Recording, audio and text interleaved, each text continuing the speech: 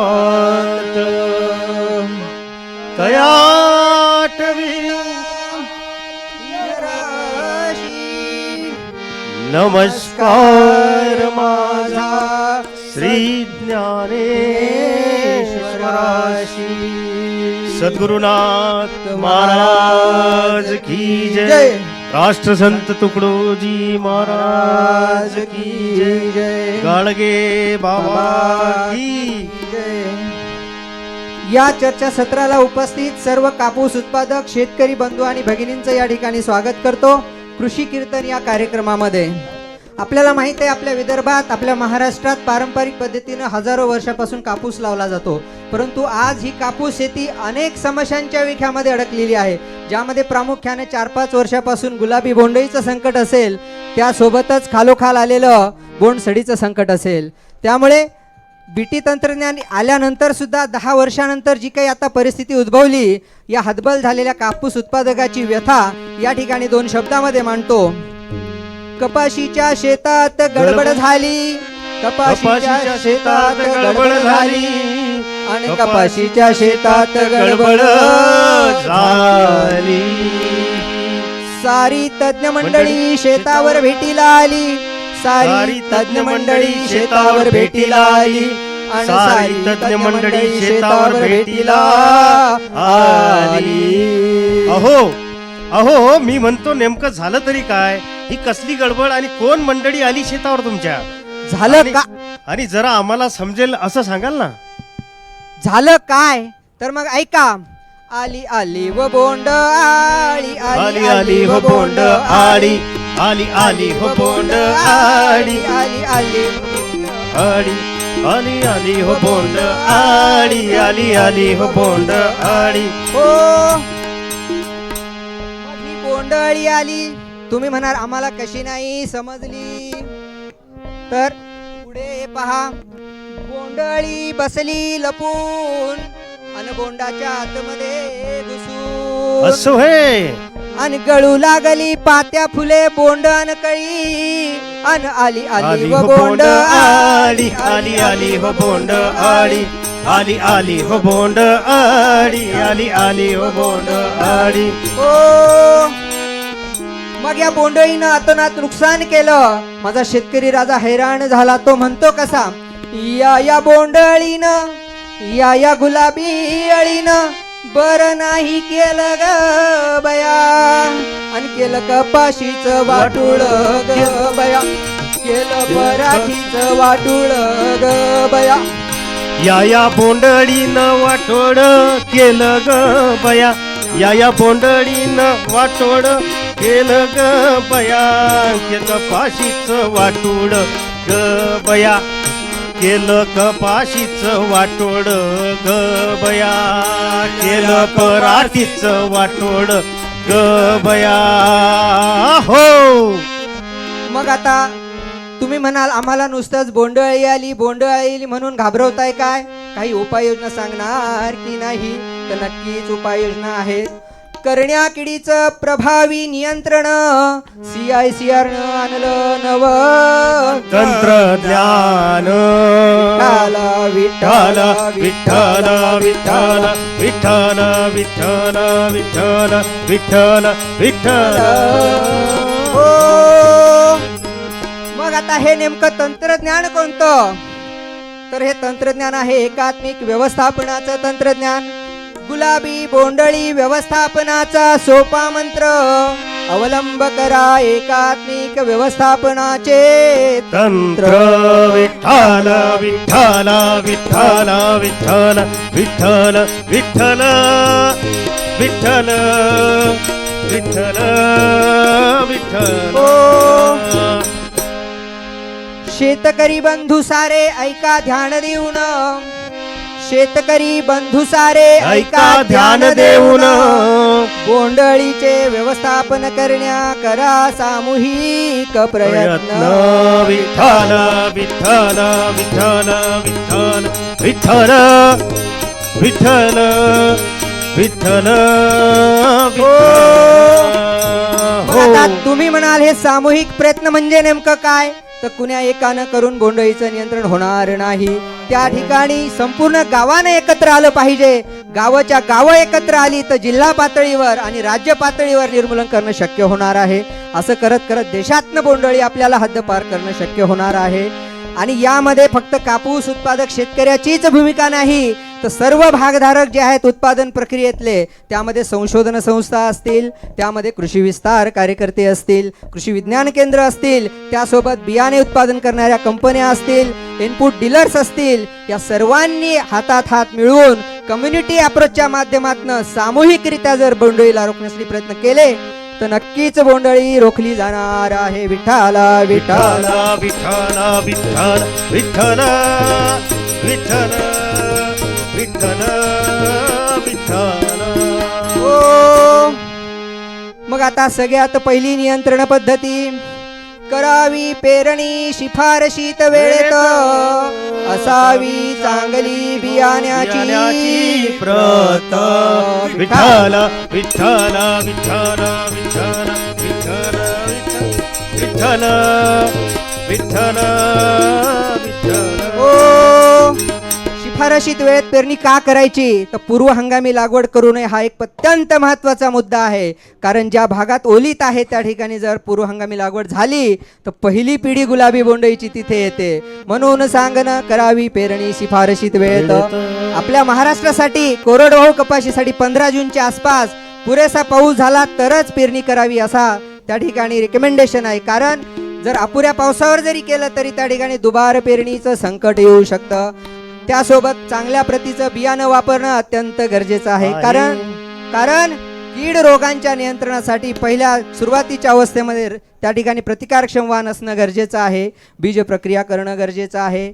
आपले संत तुकोबाराय म्हणतात, शुद्ध बीजा पोटी फळे रसाळ गोमटी, शुद्ध बीजे पोटी फळे रसाळ गोमटी, शुद्ध बीजा पोटी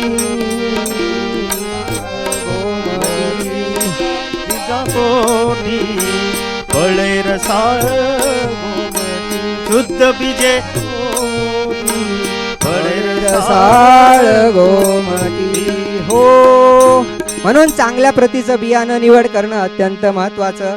मग कापूस लावला, कापूस उगवला तर पहिल्या 45 दिवसापर्यंत बोंडअळीसाठी घाबरण्याचं कारण नाही. कारण पात्या लागण्याची सुरुवात तेव्हा होते 40-45 दिवसाच्या पिकामध्ये. त्यानंतरच आपली गुलाबी बोंडअळी त्या ठिकाणी प्रादुर्भाव करते. तोपर्यंत फक्त आपल्याला रसशोषक किडींची काळजी घ्यायची, रोगांची काळजी घ्यायची. मग आता बोंडअळीसाठी काय होता पीक आपुले 45 दिवसांचे, होता पीक आपुले 45 दिवसांचे, गुलाबी अळीसाठी आहेत हो महत्वाचे. विठ्ठल विठ्ठल विठ्ठल विठ्ठल विठ्ठल विठ्ठल विठ्ठल. मग हे महत्वाचे का, तर त्याचं कारण आहे पात्या फुलं आणि पुढे बोंड लागल्याशिवाय बोंडअळी येत नाही, म्हणून ते महत्वाचे. मग करायचं काय, लावावे कामगंध सापळे एकरी 2, लावावे कामगंध सापळे एकरी 2, वेळेतच होईल किडी प्रादुर्भावाच निदान. विठ्ठल विठ्ठल विठ्ठल विठ्ठल विठ्ठल विठ्ठल विठ्ठल विठ्ठल. मग कामगंध सापळ्यामध्ये अडकणारे पतंग त्यांची संख्या आर्थिक नुकसान पातळीच्या वर असेल तर आणि तरच फवारणीची गरज आहे. म्हणून निदान करण्याचं साधन म्हणून या सापळ्यांचा वापर करावा. विठ्ठल विठ्ठल विठ्ठल विठ्ठल विठ्ठल विठ्ठल विठ्ठल विठ्ठल विठ्ठल. त्यासोबतच कीड असो की नसो एक प्रतिबंधात्मक फवारणी घेण्याचं आम्ही सांगतो, ती म्हणजे निंबोळी अर्काची. प्रतिबंधात्मक फवारणी घ्या निंबोळी अर्क अथवा निमतेलाची, रोखण्या मदत होईल क्रिया किडीची अंडी घालण्याची. विठ्ठल विठ्ठल विठ्ठल विठ्ठल विठ्ठल विठ्ठल विठ्ठल. निंबोळी अर्कामध्ये असणारे कीडनाशक अंडीनाशक गुणधर्म, त्यामुळे पतंगांना अंडी घालण्यापासून रोखलं जाईल कडवट वासामुळे. त्यासोबतच अंड्यातनं अळ्या बाहेर पडण्यापासून रोखलं जाईल. आणि अशा पद्धतीनं बोंडअळी येण्या अगोदरच आपण प्रतिबंधात्मक उपाय हा केला पाहिजे 45 दिवस झाल्यानंतर.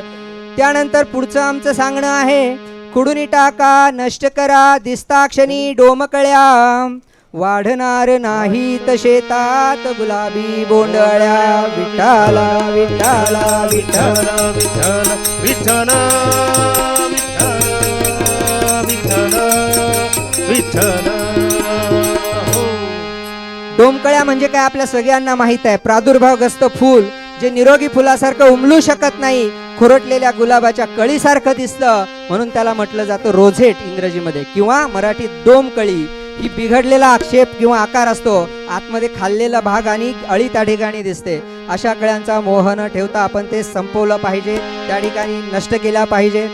त्यानंतर पुढे जाऊया, ओलांडता किडीनं आर्थिक नुकसान पातळी, शिफारस केलेलीच फवारणी घ्या वेळोवेळी. विठ्ठला विठ्ठला विठ्ठला विठ्ठल विठ्ठल विठ्ठल विठ्ठल विठ्ठल.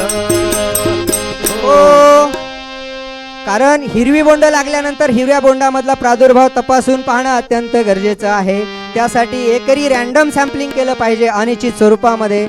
आणि 10% वर बोंड प्रादुर्भावग्रस्त असतील तर टप्प्याटप्प्यावर या ठिकाणी तक्त्यात दिल्याप्रमाणे आपण उपाययोजना कराव्यात. असं केलं तरच आपल्याला वेळेत गुलाबी बोंडईला रोखता येणं शक्य आहे. विठ्ठला विठ्ठल विठ्ठल विठ्ठल विठ्ठल विठ्ठल विठ्ठल विठ्ठल. आता या सोबतच गुलाबी बोंडई सोबतच आणखी एक समस्या मागच्या 2 वर्षापासून येते, ती म्हणजे बोंड सडीची. त्यामुळे आपण सांगणं पुढचं हे 60-70 दिवसाच्या कपाशीमध्ये हिरव्या बोंडामध्ये तपासून पहा. प्रतिबंधात्मक फवारणी घ्या बुरशीनाशकांची, समस्या दूर होईल बोंड सडीची. विठ्ठल विठ्ठल विठ्ठल विठ्ठल विठ्ठल विठ्ठल विठ्ठल विठ्ठल. गरज पडलीच तर 10-15 दिवसाच्या अंतरानं दुसरी फवारणी सुद्धा आपण त्या ठिकाणी घ्यावी. त्यानंतर आता सगळ्यात महत्त्वाचं, आत्ता विषय झाला कृषी रसायनांचा सुरक्षित वापर. फवारणी करताना आपण काळजी घेणं अत्यंत गरजेचं. म्हणून आमचं पुढचं सांगणं, टाळावे करणे कीडनाशकांचे मिश्रण, टाळावे करणे कीडनाशकांचे मिश्रण, अन्यथा द्याल दादा विषबाधेला निमंत्रण. विठ्ठल विठ्ठल विठ्ठल विठ्ठल विठ्ठल विठ्ठल विठ्ठल विठ्ठल. मग या ठिकाणी आणखी काही अत्यंत महत्त्वाचे मुद्दे आहेत. सुरक्षा रक्षक उपाय त्याबद्दल बोलणार नाही, आताच या लेक्चरमध्ये झालेलं आहे. आता आपण या टप्प्यावर येऊ. आता सध्या ज्या परिस्थितीमध्ये कपाशीचं पीक आहे, वेचण्या झालेल्या आहेत, परंतु पीक बऱ्याच वेळा तसंच उभं असतं. फरदड निर्मूलनाच्या विषयावर आपण येऊयात. टाळावे घेणे कपाशीची फरदड, टाळावे घेणे कपाशीची फरदड, थांबवा पुल्या जीवाची परवड. विठ्ठल विठ्ठल विठ्ठल विठ्ठल विठ्ठल विठ्ठल विठ्ठल विठ्ठल. हो, आता इथून पुढे थोडं काळजीपूर्वक ऐका, कारण पराठी जर लांबवली शेतात तशीच उभी राहिली तर त्या ठिकाणी फुलं पात्या येणार आणि पुन्हा बोंड येणार, बोंडअळी येणार. बोंडअळीचा प्रादुर्भाव हा जसजसा हंगाम लांबेल तसतसा वाढत जातो. म्हणून ही सर्वांना नम्र सांगणे की फरदड न घेणे म्हणजे वेळेत हंगाम संपला पाहिजे. डिसेंबरचा शेवटचा आठवडा किंवा जास्तीत जास्त जानेवारीचा 15 त्या ठिकाणी आपण पराठी वेचून ही केली पाहिजे. आता पुढचं आमचं सांगणं आहे, वेळेतच संपवा कपाशीचा हंगाम, वेळेतच संपवा कपाशीचा हंगाम, पूर्व हंगामी लागवडीला द्या पूर्ण विराम. विठ्ठल विठ्ठल विठ्ठल विठ्ठल विठ्ठल विठ्ठल विठ्ठल विठ्ठल. पूर्व हंगामी मुद्दा हा पुढच्या हंगामासाठीचा आहे की एप्रिल मे मध्ये बऱ्याच ठिकाणी ओलिताखालील लोक लागवड करतात, ती करू नये. त्यानंतर पुढे आमचं सांगणं आहे, असतील शिल्लक हिरवी बोंड कापूस वेचल्यावर द्यावी सोडून चरावया शेतात गुरणी ढोर विठ्ठल विठ्ठल विठ्ठल विठ्ठल विठ्ठल विठ्ठल विठ्ठल. त्याचं कारण असं आहे, कीडग्रस्त बोंडातला प्रादुर्भाव त्या जनावरांनी खाल्ल्यामुळे ती बोंड नष्ट होणार आहेत. त्यानंतर पुढचं सांगणं, उपटून टाका लवकर पराठी वेचणी झाल्यावर, उपटून टाका लवकर पराठी वेचणी झाल्यावर, हात जोडून विनवणी करीतो ढीग नका लावू दुर्यावर. विठ्ठल विठ्ठल विठ्ठल विठ्ठल विठ्ठल विठ्ठल विठ्ठल विठ्ठल. त्यानंतर पुढच्या ठिकाणी आपण जाऊयात. या ठिकाणी सामूहिक नियंत्रण आहे, तर फक्त शेतकऱ्याची जबाबदारी नाही, तर जिनिंग मिल्सच्या आवारात कामगंध सापळे लावण्याची शिफारस आम्ही सांगतो. जिनिंग मिल्सच्या आवारात लावा कामगंध सापळे, हंगाम पश्चात पतंगांचे नियंत्रण हो मिळे. विठ्ठल विठ्ठल विठ्ठल विठ्ठल विठ्ठल विठ्ठल विठ्ठल विठ्ठल. त्यानंतर पुढे जाऊयात. हंगाम संपला तर आपल्याला त्या ठिकाणी जमिनीची योग्य मशागत केलं पाहिजे. नष्ट करण्या सुप्तावस्था करा खोल नांगरट, नष्ट करण्या सुप्तावस्था करा खोल नांगरट, खंडित होईल जीवनचक्र अवलंब करा पीक फेर पालट. विठ्ठल विठ्ठल विठ्ठल विठ्ठल विठ्ठल विठ्ठल. टाळ्या वाजवून जर बरं वाजलं असेल तर सगळ्यांनी या ठिकाणी टाळ्या वाजवल्या तर बरं होईल. उत्साह वाढू शकता. विठ्ठल विठ्ठल. जर अशा पद्धतीनं नियंत्रण केलं एकात्मिक पद्धती वापरून तर नक्कीच गुलाबी बोंडअळीचं नियंत्रण शक्य आहे.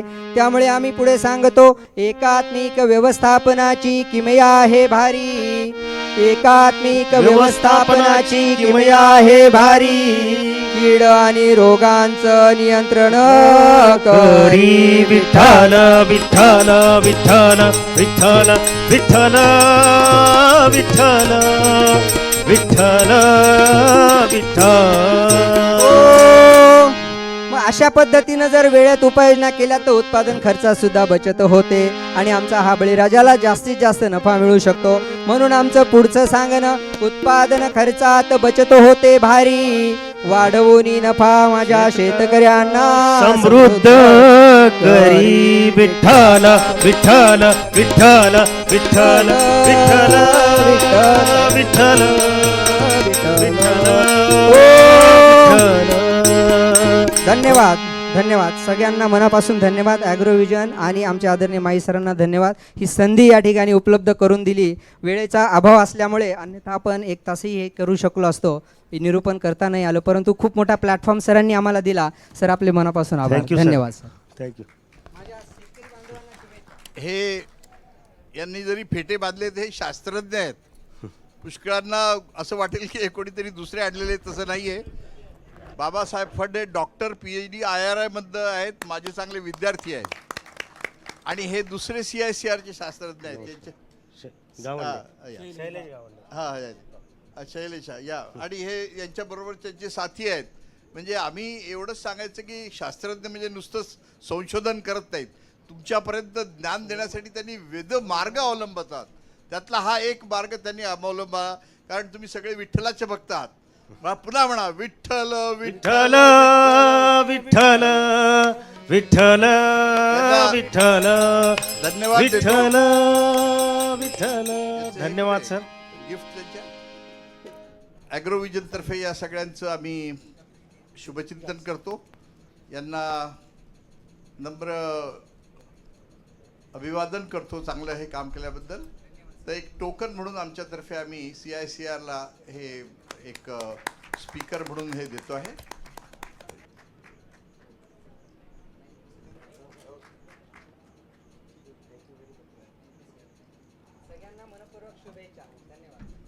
यानंतर आमचे शुक्ला म्हणून आहेत तिथे जिनिंग ट्रेनिंग सेंटरमधले. यांनी कपाशीचे जे काही दुसरे उपयोग आहेत जसा कपाशीची आपण पराठी आपण फेकून देतो, जाळतो, त्याच्यापासून त्यांनी निराळ्या प्रकारचे प्रॉडक्ट तयार केलेले आहेत. आणि त्याचप्रमाणे त्यांनी म्हणजे प्रत्येक अवयव जो आहे, प्रत्येक पार्ट जो आहे कापसाशीचा, हा अत्यंत उपयुक्त पार्ट आहे. याच्याबद्दलची माहिती थोडक्यात आज आमचे जे इथले जिनिंग ट्रेनिंग सेंटरचे मुख्य आहेत शुक्ला जी आपको हिंदी में देंगे. Thank you. सबको मेरा सप्रेम नमस्कार. मैं हिंदी में बात करूंगा. वैसे कोई आदमी मराठी में प्रश्न करना चाहता है तो इसका भी उत्तर देने का प्रयास करूंगा. अपना जो आज का लेक्चर है इस पे बेस्ड है कि किस तरीके से पराठी का हम लोग क्या क्या तरीके का उपयोग कर सकते हैं. और मुख्य रूप से मैं फोकस ये करूंगा कि आज की डेट में पराठी का क्या क्या उपयोग हो रहा है. वैसे रिसर्च तो बहुत सारी चीज़ें चलती हैं, लेकिन जो आजकल इंडस्ट्रियल एप्लीकेशन हो रहा उस पर मैं फोकस करने की कोशिश करूंगा. और जितने चीज़ें बताऊंगा उसमें जो भी प्लांट होंगे, मतलब जो भी मशीनरी प्लांट इंफ्रास्ट्रक्चर लगेगा, उसके बारे में पूर्ण जानकारी मैं देने का प्रयास करूंगा. अगर किसी आदमी को इसके अतिरिक्त कुछ जानकारी लेना हो तो हमारा यहाँ पे केंद्र है जिनिंग ट्रेनिंग सेंटर, वहाँ पे जाकर के हमसे वार्तालाप कर सकते हैं. तो सर्वप्रथम हम देखेंगे कि कॉटन स्टॉक होता क्या है. एक कॉटन स्टॉक जो अपना है या पराठी है, ये मुख्य रूप से एकदम जैसे अपना झाड़ रहता है, झाड़ के एकदम सरीखे रहता है. इसमें जो तत्व रहते हैं जैसे लिग्निन हो गया या जो है सेलुलोज हो गया, एकदम जो है जो अपना पेड़ रहता है उसके सदृश होते हैं. और भारत में कपास की पराठी लगभग 20 से 25 लाख टन अवेलेबल है. इसका अभी तक जो व्यावसायिक उपयोग है काफ़ी कम किया जा रहा है, लेकिन अभी धीरे धीरे ऐसा प्रयास हो रहा है कि इसका ज़्यादा से ज़्यादा उपयोग किया जाए. तो आप देखेंगे जो विदर्भा में मैं देख रहा हूँ कि क्या क्या चीज़ों में इसका उपयोग करते हैं. तो उसमें मुख्य रूप से आप देखेंगे कि विदर्भा में इसका उपयोग जो हो रहा है उसमें ब्रिकेट बनाने के लिए, जो ब्रिकेट होता है एक तरीके से जैसे इसमें दिखाई दे रहा है, लगभग 90 mm का मिलीमीटर का एक गोला टाइप का बनाया जाता है, जिससे आप उसका उपयोग जो है बॉयलर में या जो है कहीं अन्य जगह पे हीटिंग में या पावर जनरेशन के लिए किया जाता है. दूसरा इसका जो उपयोग है पेलेट बनाने के लिए किया जाता है. पेलेट एकदम ब्रिकेट की तरह होता है, केवल इसका जो साइज रहता है वो 90 mm से 6 mm का हो जाता है. तो इससे क्या होता है कि इसको ज़्यादातर उपयोग जो कर रहे हैं हम लोग उसमें करते हैं, पावर प्लांट में कर रहे हैं, या दूसरा जो उपयोग है इसका जो रेस्टोरेंट वगैरह में खाना बनाने के उपयोग में इसका किया जा रहा है. इसका उपयोग पार्टिकल बोर्ड बनाने के लिए भी किया जाता है और मशरूम प्रोडक्शन के लिए भी इसका उपयोग किया जा सकता है, और इसका उपयोग कंपोस्ट बनाने के लिए भी किया जाता है. तो एक चीज़ बताना चाहेंगे कि आजकल पराठी का इतनी ज़्यादा चर्चा क्यों चल रही है कि गवर्नमेंट ऑफ इंडिया ने अभी नया जो है GR लाया हुआ है, उसके हिसाब से ऐसा मैंडेटरी किया है कि जो पावर जनरेशन जितने भी प्लांट हैं अक्टूबर 2022 से उनको 5% बायोमास पेलेट उपयोग करना ज़रूरी है. और इसका जो उपयोग है आगे आने वाले समय में लगभग 2 साल में 24 तक 7% किया जाएगा. तो आप समझ लीजिए कि अगर 5% कोल की जगह पे बायोमास का उत्पादन होगा तो काफ़ी ज़्यादा डिमांड होगी मार्केट में. अभी आज की डेट में कम से कम मेरी जानकारी में 5 से 6 पेलेट प्लांट जो है नागपुर के आसपास, सावनेर, पाटन सावंगी के आसपास लग चुके हैं. और डेली मेरे पास 1 से 2 इंक्वायरी आती रहती है कि किस तरीके का हम पेलेटिंग प्लांट डालें, कहाँ पे डालें, इसमें खर्चा कितना होगा. और इसको जलाने वाले जो लोग हैं, उपयोग करने वाले हैं, उसमें मुख्य रूप से आपके जो नागपुर में हल्दीराम है, हल्दीराम में डेली कम से कम 100 टन पेलेट का उपयोग हो रहा है, ब्रिकेट का भी उपयोग हो रहा है. इस तरीके से जो यहाँ पे मौदा में पावर प्लांट है वहाँ पे भी उन्होंने कंपलसरी किया हुआ है 5% कोयले के साथ में वो लोग पेलेट का उपयोग कर रहे हैं। आगे आने वाले समय में जब से 22 से कंपलसरी हो रहा है, अभी लगभग 8 से 10 महीने का समय है, तब तक काफ़ी ज़्यादा इसमें डिमांड आ जाएगी। और 24 तक तो ऐसा होगा कि जैसे हम लोग मार्केट यार्ड में कपास लेके जाते हैं, वैसे कपास की पराठी लेकर के भी लोग जाएंगे, ऐसा मेरी संकल्पना है। तो किस तरीके से करते हैं इसमें, अगर हम लोग कोई ब्रिकेटिंग प्लांट डालना चाहता है तो ब्रिकेटिंग प्लांट क्या क्या होता है, उसमें किस तरीके की मशीन लगती है, जो कमर्शियल की मैं लेवल की बात करूंगा, लैब स्केल की बात नहीं करूंगा। जो कमर्शियल प्लांट हैं वो 20 से 25 टन पर डे का उत्पादन करते हैं। उसमें 1 से 1.25 टन जो है 1 घंटे में उत्पादन होता है। जैसे मैंने बताया कि कपास जो ब्रिकेट है लगभग 90 mm गोला होता है और 1 फीट लंबा के आसपास होता है। इसका उपयोग कोयले के सब्स्टिट्यूट के रूप में किया जाता है। और महाराष्ट्र और पूरे देश में भी कई सारे प्लांट ऑपरेशनल हैं। उसमें कम से कम मैं ऐसा बता सकता हूँ, कम से कम 250 प्लांट तो मेरी जानकारी में है जो चल रहे हैं। और उसमें जो रॉ मटेरियल यूज करते हैं, कॉटन स्टॉक का 3 से 4 महीने उपयोग करते हैं कई सारे प्लांट वाले। फिर सोयाबीन जाते हैं और लकड़ी का बुरादा, इसके बाद जो है ये मूंगफली के छिलके और इस तरीके के अन्य जो भी पदार्थ जो बायोमास अवेलेबल है उसका उपयोग किया जाता है। इससे उपयोग करने का फ़ायदा क्या होता है कि आपका जो कोयला जलाने का खर्चा है उससे 80% बचत होती है, मतलब 20% कास्ट हो जाती है। मेरी जानकारी में यहाँ पे MIDC में पिक्स ट्रांसमिशन है, वो डेली 50 टन जो है ब्रिकेट का उपयोग कर रहे हैं हीटिंग पर्पस के लिए, स्टीम जनरेशन के लिए। इसी तरीके से हल्दीराम में मैंने बताया, और कई जगह भी लोग इसका उपयोग कर रहे हैं। आगे आने वाले समय में जब 5% कंपलसरी हो जाएगा बायोमास यूटिलाइजेशन, तो इसका उपयोग समझ लीजिए कम से कम 500 गुना बढ़ जाएगा। क्योंकि आज अभी करने वाले लोग बहुत कम हैं, आगे आने वाले समय में काफ़ी लोग करना पड़ेगा कंपलसरली। तो इसमें जो पेलेट लगाने वाला प्लांट है उसमें सबसे अच्छी चीज़ है ब्रिकेट लगाने वाला, इसमें मशीनरी की बहुत कम होती है। केवल एक बड़ा जो है ब्रिकेटिंग प्लांट प्रेस होता है, वही एक मशीन लगती है। आप देखेंगे किस तरीके का चलता है। इसमें पहले जो अपना बायोमास है, जो भी बायोमास है, पराठी है या सोयाबीन का कुटार है, इसको हम क्या करेंगे, लगभग 1 इंच तक छोटा छोटा कट करेंगे। जो अपना कड़वा कटर आता है उससे कट करते हैं। उसको कट करने के बाद में फिर फैक्ट्री में ले जाएंगे। फैक्ट्री में ले जाने के बाद में इसको डायरेक्ट हम लोग फीडिंग कर देंगे। देखेंगे मॉइस्चर जो है 10 से 12% से ज़्यादा नहीं होना चाहिए। और फीडिंग करने के बाद में डायरेक्ट आपका ब्रिकेट बिना किसी बाइंडर के एकदम जो है आपका 90 mm का ब्रिकेट जैसे इधर दिख रहा है बना हुआ निकलता है। और ये इस तरीके से नेचुरली जुड़ कैसे जाता है बिना बाइंडर से, क्योंकि जो बायोमास है उसमें नेचुरल रूप से, प्राकृतिक रूप से इसमें बाइंडर जो लिग्निन होता है प्रेजेंट होता है।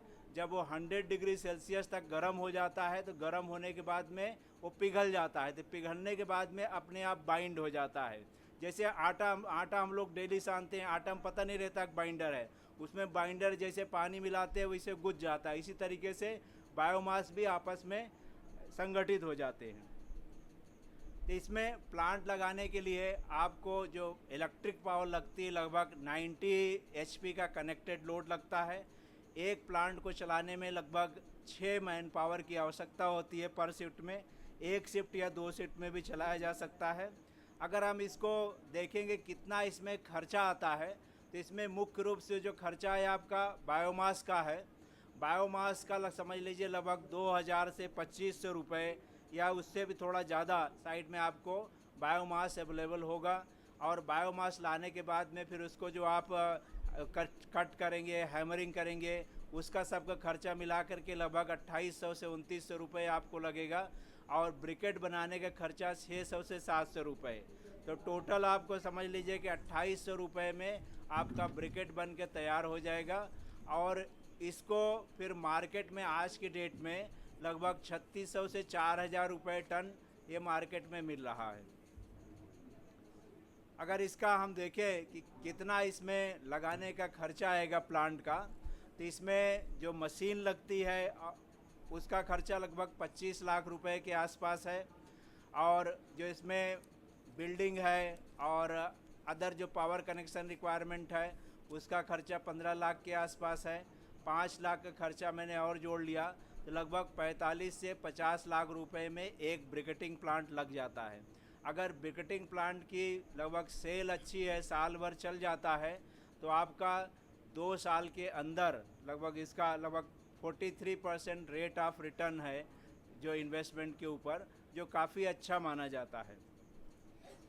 ये इसका उपयोग कई जगह पे होता है, जैसे बॉयलर वगैरह में, जहाँ पे भी बॉयलर लगे हुए हैं वहाँ पे भी ब्रिकेट का उपयोग किया जा सकता है।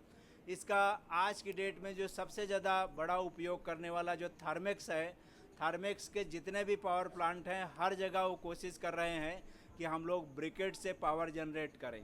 थर्मेक्स बहुत बड़ा ग्रुप है यहाँ पावर जनरेशन का, बॉयलर का। हम लोगों ने ब्रिकेट का उपयोग करके दाह संस्कार करने के लिए भी यंत्र विकसित किया हुआ है। हमारा ये यंत्र यहाँ पे अंबाजरी में लगा हुआ है और दिल्ली में भी कई जगह लगे हुए हैं। इस तरह से दाह संस्कार करने से में जो खर्चा रहता है वो काफ़ी कम लगता है, लगभग 2500 रुपये में ही पूरा दाह संस्कार हो जाता है, जबकि लकड़ी के करने में लगभग 5000 से 500 रुपये 5500 रुपये के आसपास लगता है।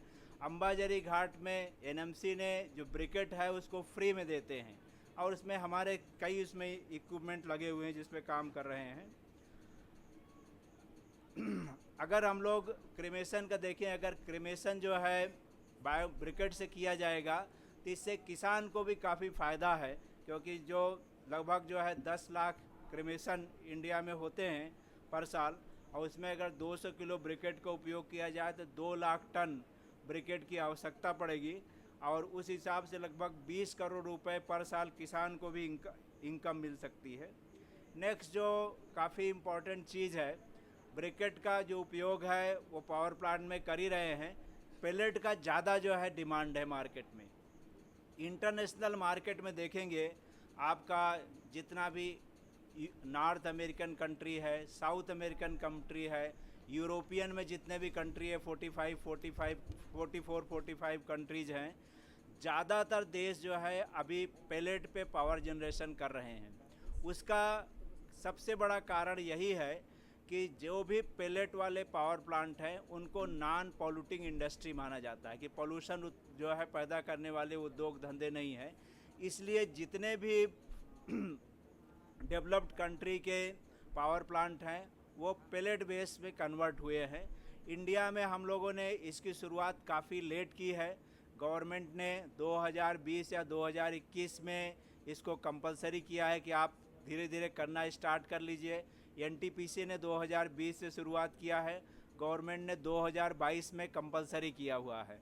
अगर यही जो हम लोग 8-10 साल पहले किए होते तो आज की डेट में काफ़ी ज़्यादा बायोमास इसमें यूटिलाइज होता।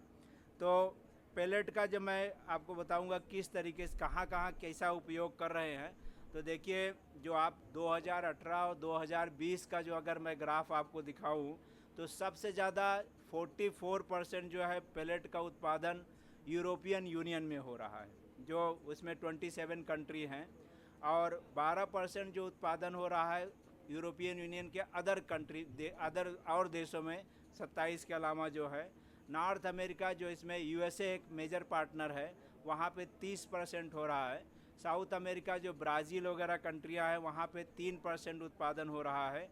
एशिया जो यहाँ पे मुख्य रूप से चाइना एक मेजर प्लेयर है, तो जो चाइना में लगभग समझ लीजिए 8% के आसपास है और 3% में पूरे एशिया वाले देश हैं। तो इस तरीके से लगभग जो है 50 लाख टन आपका 50 million ton, actually 50 million ton मतलब 500 लाख टन पेलेट का उत्पादन पूरे विश्व में हो रहा है।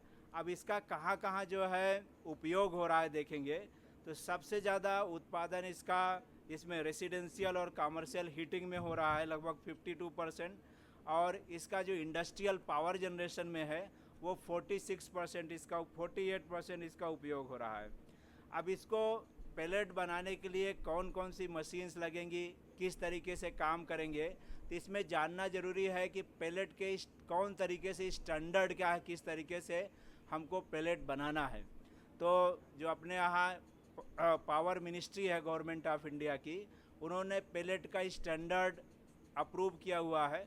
उस स्टैंडर्ड के हिसाब से आप देखेंगे तो पेलेट आप जो है 25 mm डायमीटर तक रख सकते हैं, उसकी लंबाई 50 mm तक रख सकते हैं, उसकी डेंसिटी या बल्क डेंसिटी 600 रखना है आपको। उसमें 5% से ज़्यादा उसमें फाइंस या चूरे नहीं होना चाहिए। उसके कैलोरीफिक वैल्यू को उन्होंने निर्धारित नहीं किया है, लेकिन जितनी कैलोरीफिक वैल्यू है या उसमें जितना ज़्यादा उसमें थर्मल कैपेसिटी है उस हिसाब से पैसा देते हैं।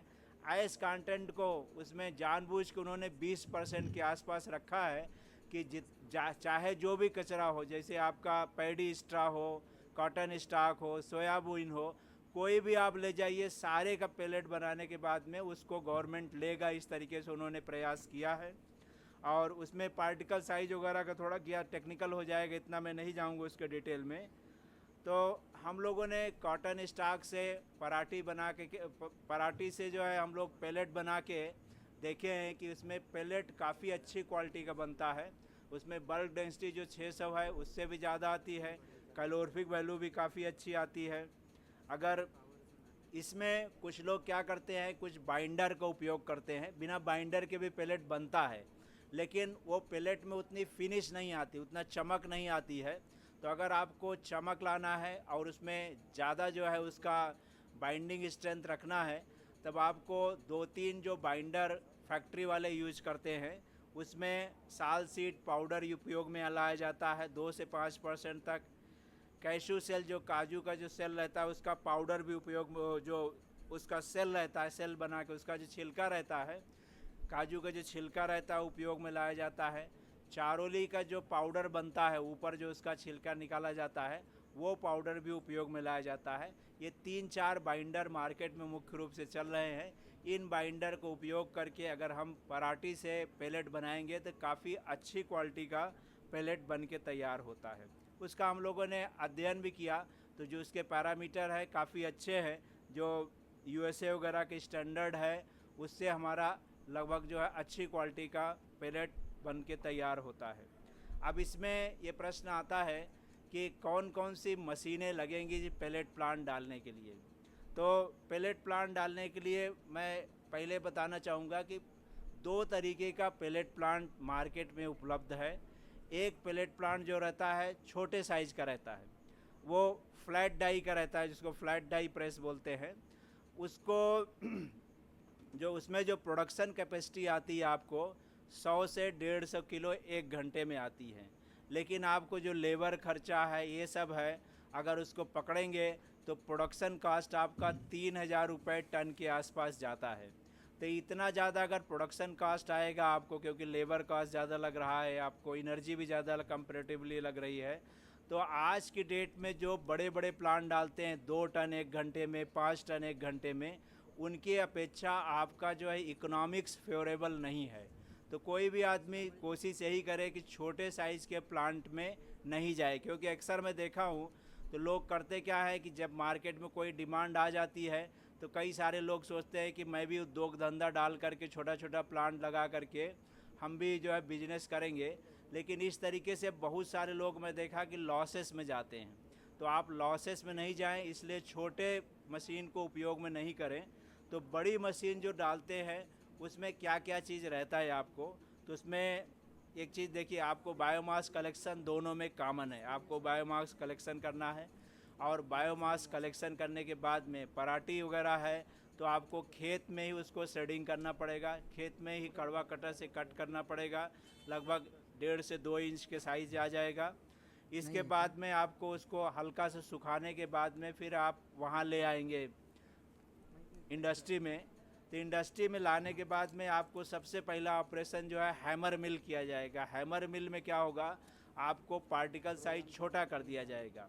लगभग जो 50 mm से आप जो है 1 से 3 mm साइज़ का आप पार्टिकल साइज बना लेंगे। फिर आप इसके बाद बाइंडर लगा के मिक्सिंग करेंगे। जो बैच मिक्सर हमने दिखाया है आप उससे मिक्स करेंगे। मिक्स करने के बाद में उसमें मॉइस्चर वगैरह भी आपको 12 से 13% का मॉइस्चर लेवल पे आना है। इसके बाद में आप डायरेक्ट उसको पेलेटिंग मशीन में डाल देंगे। तो पेलेटिंग मशीन में डालने के बाद में आपको पेलेट बन जाएगा। आने के बाद में पेलेट थोड़ा गर्म रहता है, तो इसलिए आपको एक कूलर लगा करके उसको ठंडा करना है। ठंडा करने के बाद में आप उसको बैग में भर के सील करके फिर आप उसको ट्रांसपोर्ट में या गोडाउन में ले जा सकते हैं। तो इसमें क्या क्या इसमें प्लांट लगाने में क्या क्या इसमें ज़रूरत पड़ेगी उसका हम चर्चा करते हैं। तो जो कॉमर्शियली अवेलेबल प्लांट है उसमें 2 टन से लेकर के 5 टन पर घंटे तक इस तरीके के प्लांट अवेलेबल है। अभी तक जितने भी पैलेट बनाने वाले प्लांट हैं ज़्यादातर गुजरात के आसपास के एरिया के लोग बना रहे हैं। यहाँ पे आसपास हमारे यहाँ जो है महाराष्ट्र में मैंने नहीं देखा कि इसमें कोई पैलेटिंग मशीन जो बड़ी वाली है बना रहा, छोटी तो बन रही है यहाँ पे। इसको लगाने का जो खर्चा आएगा आपको लगभग 4 से 5 करोड़ रुपए लगेगा। तो इसमें ये रहेगा 4 से 5 करोड़ रुपए जाएगा कहाँ पे। तो इसमें सबसे इम्पॉर्टेंट चीज़ है कि आपको जो ज़मीन लगेगी लगभग 3 से 4 एकड़ ज़मीन लगेगी। मैं ज़मीन का खर्चा इसमें नहीं पकड़ रहा हूँ क्योंकि ज़मीन का खर्चा जो रहता है एकदम कम से लेकर के बहुत ज़्यादा तक हो सकता है। अगर आप हाईवे अगर आप लैंड लेंगे, रोड साइड लेंगे तो काफ़ी महंगी रहती है, तो शायद 3-4 करोड़ की ज़मीन ही हो जाए। तो उसको छोड़ दिया जाए तो आपका लगभग जो है 2 करोड़ रुपए के आसपास पूरा मशीन में लगेगा और लगभग 1 करोड़ रुपए आपको बिल्डिंग में लगेगा। आपको 10,000 स्क्वायर फीट का एक बिल्डिंग लगेगी।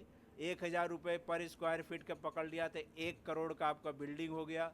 50 लाख का मैंने और पकड़ लिया और 3 करोड़ मशीनरी, तो लगभग 4 से 5 करोड़ रुपए में आपका प्लांट एकदम रेडी अवस्था में आ जाएगा। जो मैं बात कर रहा हूँ 2 टन पर आवर की।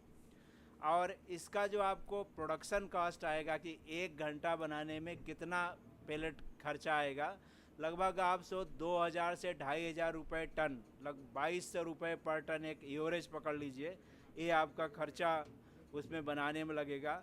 आज की डेट में जो खरीद रहे हैं लोग जो पैलेट, उसमें जो हल्दीराम है, हल्दीराम 7.5 रुपये किलो ले रहा, मतलब 7,500 रुपये टन चल रहा है। और जो NTPC मौदा वगैरह में जा रहा है लगभग 6 रुपये 80 पैसे 7 रुपये जा रहा है, क्योंकि वहाँ टेंडर होता है तो लोग काफ़ी कम दाम कोट कर देते हैं, तो भले वो क्वालिटी मेंटेन नहीं हो।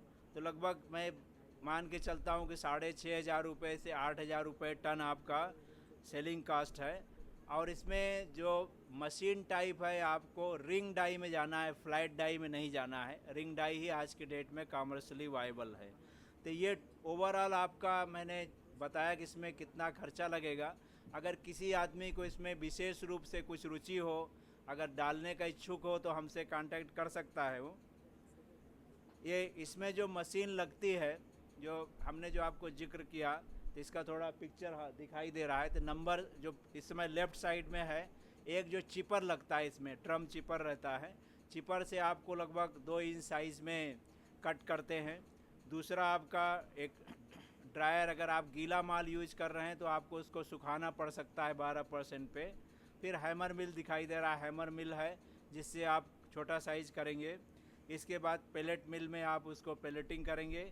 कूलर कूलिंग वाला हो गया। फिर मैग्नेटिक सेपरेटर से आप उसमें मेटल पार्टिकल वगैरह है वो उससे निकाल लिए जाते हैं।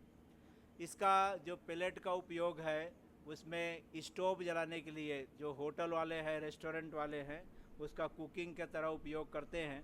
तो उसमें जो खर्चा आता है गैस की अपेक्षा लगभग 1/3 खर्चे में काम हो जाता है। कई जगह चल रहे हैं, हमने भी 1-2 जगह दिया हुआ है, इधर गोरेवाड़ा स्क्वायर में भी चल रहा है। कोई अगर देखना चाहे तो उधर भी जाके देख सकता है। गोरेवाड़ा एकदम चौक पे ही हमारा राइट साइड में एक समोसा बनाने वाली दुकान है, उस पर हमारा चल रहा है। इसके बाद साई रेस्टोरेंट में, इस तरह से कई जगह चल रहा है। तो इसमें लगभग आपको 1 घंटे में 6 किलो पैलेट की ही ज़रूरत पड़ती है। अब ये बात आती है कि पराठी को हम लोग किस तरीके से प्लांट तक ले जा सकते हैं, उसका तरीका क्या होगा। तो कई सारे इसमें तरीके से लोग करते हैं, लेकिन जो एकदम ऑप्टिमम है, जिस तरीके से आप फ़ायदे में किया जा सकता है उसका मैं आपको जिक्र करूंगा। सबसे पहले आपको एक वी फास्ट से जो ट्रैक्टर के माध्यम से आपको जो पराठी है उसको उखाड़ लेना है। उस या अगर लेबर से करेंगे तो 1 एकड़ में आपको 3 से 4 लेबर लगते हैं। फिर आपको 1 हफ्ते अगर संभव हो तो फील्ड में आप 1 हफ्ते सुखा लीजिए। तो सुखाने से क्या होगा कि आपका जो मॉइस्चर है कम हो जाएगा, नहीं तो आप अगर चिपिंग करेंगे तो फिर आपको फैलाना पड़ेगा उसको। 1 हफ्ते सुखाने के बाद में फिर आप ट्रैक्टर चिपर लगा करके उसको चिपिंग कराइए फील्ड में ही, फील्ड के कोने में इकट्ठा करके आप वहाँ चिपिंग कराइए। चिपिंग में आपको लगभग 10 से 11 मैन पावर लगेगा। 2 ट्रैक्टर ट्राली के इंतज़ाम करना पड़ेगा, क्योंकि एक ट्रैक्टर आपका चिपिंग करता रहेगा और दूसरा ट्रैक्टर आपको ले जा कर के फील्ड उसमें प्लांट में डालता रहेगा। 2 ट्रैक्टर ट्राली आपको लगेगी। आप जो ट्रांसपोर्ट करेंगे 25 से 50 किलोमीटर के बीच में करेंगे, इससे ज़्यादा दूर नहीं ले जाएंगे। इसका टोटल जो खर्चा है लगभग 2000 रुपये टन के आसपास पड़ेगा। और इसमें अगर 2500 रुपये में आप सप्लाई कर रहे हैं तो 500 रुपये टन की बचत है। और एक दिन में एक चिपर से लगभग समझ लीजिए 6 से 8 टन किया जा सकता है। अगर 6 टन भी कोई करता है तो एक दिन में 3000 रुपये का इसमें प्रॉफिट संभव है, प्रॉफिट किया जा सकता है। इस तरीके से हमने क्या किया था कि एक इस तरफ काटोल साइड में हमने 5 गांव में कलेक्शन कराया हुआ था और कलेक्शन करा करके इसको एक Balaji briquetting plant Katol MIDC में था, उनको सप्लाई किया था। तो हमने देखा कि टोटल जो हमारा लगभग 5000 टन का 5 गांवों से कलेक्शन हुआ था। 2018 में किया था हम लोगों ने, और इसमें 1 एकड़ में लगभग 1000 रुपये एक किसान को दिया गया। तो लगभग जो है समझ लीजिए कि एक गांव की 10 लाख रुपए इनकम इसके द्वारा जनरेट हुई थी। हाँ, इसमें मैन पावर वगैरह काफ़ी लगता है, तो इससे समझ लीजिए 1000 रुपये 1 एकड़ किया जा सकता है। इस तरीके से अगर हम लोग महाराष्ट्र का फिगर लें कि महाराष्ट्र में कितना कपास का एरिया है और कितना पराठी कर सकते हैं हम लोग, तो लगभग मोटा समझ लीजिए कि 40 लाख हेक्टेयर या लगभग 1 करोड़ एकड़ जो है आपका कपास की खेती महाराष्ट्र में होती है। अब 1 एकड़ में अगर आप 1 टन भी आता है और 1 टन से आपको 1000 रुपये का इनकम है, तो लगभग 1000 करोड़ रुपए महाराष्ट्र में ही पराठी से जनरेट किया जा सकता है, अगर इसका वैल्यू एडिशन या मूल्य संवर्धन किया जाए तो इस तरीके से स्कोप काफ़ी इसमें अच्छा है। और ब्रिकेटिंग प्लेटिंग में आगे आने वाले समय में काफ़ी डिमांड रहेगी। आज की डेट में भी NTPC वाले कहते हैं कि हमारी रिक्वायरमेंट बहुत ज़्यादा है, लेकिन हमको इतना उपलब्ध नहीं हो रहा है। तो उसका कारण यही है कि जो टेंडर में लोग कम कोट करते हैं, हम लोगों ने गवर्नमेंट को बताया भी है कि आप कुछ इसमें इस तरीके से क्लाजेस डालिए कि लोग जो है टेंडर में बहुत औना पौना दाम नहीं डाले, जिससे कि उनको प्रॉफिट हो। तो शायद आगे आने वाले समय में कुछ ऐसे क्लाजेस डाले जाएंगे। जैसे हमने देखा NTPC मौदा में लोग क्या दिल्ली से कोट कर रहे हैं, अब दिल्ली से ला के दोगे क्या, यहाँ आप ला नहीं पाओगे 6.5 रुपये में, इसके बाद अल्टीमेटली आप सप्लाई नहीं करोगे। तो उसमें क्लाजेज यही डालना ज़रूरी है कि आप कोट कर रहे हो, आपका लोएस्ट आ रहा है, तो इतना क्वांटिटी आप डालना ज़रूरी है, नहीं आपका टेंडर रिजेक्ट हो जाएगा। तो इस तरीके से क्लाजेज रहेंगे तो आगे आने वाले समय में डिमांड बढ़ेगी इसमें। तो इसका एक और उपयोग है कि पार्टिकल बोर्ड भी बनाया जा सकता है। पार्टिकल बोर्ड का हमारे यहाँ डेमोस्ट्रेशन प्लांट भी लगा हुआ है। उसको common fund for commodity Netherland से हम लोगों की फंडिंग मिली थी 5.5 करोड़ रुपए का। तो इसमें हम लोगों ने देखा कि आपको 1 टन पार्टिकल बोर्ड बनाने के लगभग जो है 1.5 टन के आसपास पार्टिकल बोर्ड की पराठी की ज़रूरत पड़ती है, और अच्छी क्वालिटी का इसमें पार्टिकल बोर्ड बन जाता है। हम लोगों ने देखा था कि पार्टिकल बोर्ड बना करके रूम पैनलिंग वगैरह पैनलिंग के लिए, फर्नीचर के लिए इसका काफ़ी अच्छा उपयोग किया जा सकता है। और पराठी का उपयोग पावर जनरेशन में भी, कुछ बहुत सारे पावर प्लांट हैं जो रिन्यूएबल एनर्जी की से बेस्ड हैं, तो वो लोग भी पराठी की डिमांड करते हैं। तो उनका मैंने देखा कि उनके पराठी अगर वो लेते हैं तो वो पराठी को क्या करते हैं कि अगर उनके पास पराठी काफ़ी ज़्यादा गीली है तब भी ले लेते हैं, और 700 रुपये पर 1000 कैलोरीफिक वैल्यू, लगभग 2800 रुपये टन वो लोग पेमेंट करते हैं, जो कि काफ़ी अच्छा है। जो लोग इसमें सप्लाई करते हैं उनसे मेरी बात हुई तो बोले इसमें प्रॉफिट काफ़ी अच्छा है। तो इस तरीके से वहाँ भी इसका उपयोग किया जा सकता है। इसका उपयोग करके कंपोस्टिंग भी किया जा सकता है। हमारे ऑफिस में डेमोस्ट्रेशन प्लांट भी लगा हुआ है, हम लोग इसको किसानों को करके भी दिखाते हैं। अगर कोई कंपोस्ट बनाना चाहे, ऑर्गेनिक फार्मिंग में अगर कोई आदमी इच्छुक है तो वो आदमी को कंपोस्ट बनाना ज़रूरी रहता है, कंपोस्ट का उपयोग करना।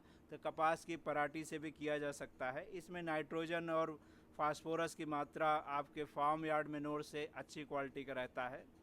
इससे मशरूम का भी उत्पादन किया जाता है, लेकिन बहुत ही कम लोग हैं जो करते हैं वेस्टर मशरूम का।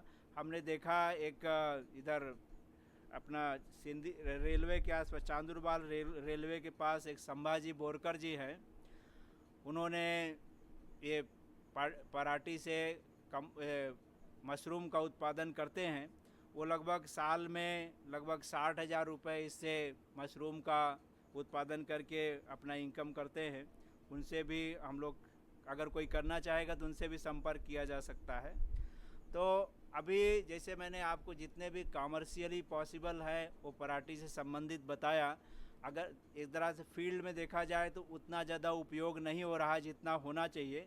तो उसमें ज़रूरत क्या है कि सबसे पहला जो गवर्नमेंट है या एनजीओ जो काम कर रहे हैं, इसमें मशीनरी और इंफ्रास्ट्रक्चर प्रोवाइड करना बहुत ज़रूरी है। जो बहुत सारे लोग हमारे भी संपर्क में आते हैं, हमारे पास 10-12 मशीनें थी, हमने ऑलरेडी दिया है, लोगों को कर रहे हैं। उससे ज़्यादा हमारे पास सहायता नहीं थी, लेकिन गवर्नमेंट वगैरह अगर और जो फंड आता रहता है, अगर इधर डाइवर्ट किया जाए तो उससे काफ़ी ज़्यादा पराठी का उपयोग बढ़ सकता है। और जो एफपीओ जो फार्मर प्रोड्यूसर ऑर्गेनाइजेशन है, उनको इसमें कलेक्शन कराना चाहिए। और कलेक्शन से ही नहीं होगा, उनको क्या फॉरवर्ड आपको लिंकेज भी क्रिएट करना है।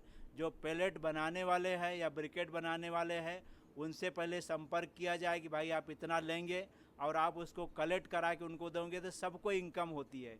इसमें जो एक सबसे इम्पॉर्टेंट चीज़ है कि किसान तो पराठी निकालता ही है, चाहे उसका उपयोग हो चाहे जलाने में जला दिया जाए, तो उसको निकालने में किसान का लगभग 1000 रुपये एकड़ का खर्चा है। अगर कोई आदमी उखाड़ के भी ले जाता है और तब भी किसान को इनडायरेक्टली वो प्रॉफिट क्रिएट कर रहा है।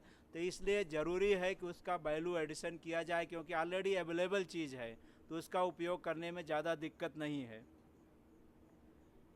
और जैसे इंडस्ट्रियल यूनिट जो है 5 से 10% ब्रिकेट पैलेट का उपयोग करना मैंडेटरी हो रहा है गवर्नमेंट की तरफ से, गवर्नमेंट ऑफ इंडिया के जीआर की तरफ से। तो लोकल बॉडीज़ या जो यहाँ पे जो ऑर्गेनाइजेशंस हैं, उनको भी है कि वो ध्यान रखें कि उपयोग किया जा रहा है। नहीं तो अगर उपयोग नहीं करेंगे तो इसमें इतना ज़्यादा जो है पुश नहीं आएगा जो आना चाहिए। धन्यवाद। अगर किसी का कोई प्रश्न है तो पूछ सकता है। धन्यवाद डॉक्टर शुक्ला सर, अतिशय विस्तृत असं मार्गदर्शन आपण या ठिकाणी उपस्थितांना केलेलं आहे। कुणाचे काही प्रश्न असतील तर आपण सरांना विचारू शकता। मोबाइल नंबर मैं इधर जो है टाइप कर दे रहा हूँ, जिसे सभी लोग देख लेंगे। हटा दिया क्या? थोड़ा सा एक बार दीजिए sir. Good afternoon sir. Sir मेरा प्रश्न ये है कि जैसे आपने दिखा है कि वो पराठे कॉटन स्टॉक्स के बन रहे हैं, तो क्या ये गेहूं या मक्का इनके स्टॉक से भी बन सकते हैं क्या? नहीं, देखिए, बन तो किसी भी स्टॉक्स बायोमास से चल सकता है, लेकिन इसमें जैसे गेहूं वगैरह का है आपको महंगा पड़ेगा। वो जो जानवर के खाने के काम में आते हैं तो वो उसमें इकोनॉमिकली वाइबल नहीं रहेगा। तो आपको ऐसा चीज़ कलेक्ट करना है कि जो जिसकी मार्केट में कीमत 2 से 2.5 रुपये किलो हो या 2 से 2,500 रुपये टन हो। अगर आप महंगा जाएंगे तो फिर नहीं होगा। मक्का से किया जा सकता है। सर का प्रश्न है कि जो 1 एकड़ में 1 टन पराठी आपकी मिल रही है, उसको प्लांट में लाएंगे तो इसका वैल्यू एडिशन या प्रोडक्ट बनाने में कितना खर्चा आएगा। तो बहुत बेसिक इन्फॉर्मेशन है, सबको जानना चाहिए। आप जैसे ब्रिकेट बनाएंगे, तो ब्रिकेट बनाने का खर्चा 600 से 700 रुपये टन है।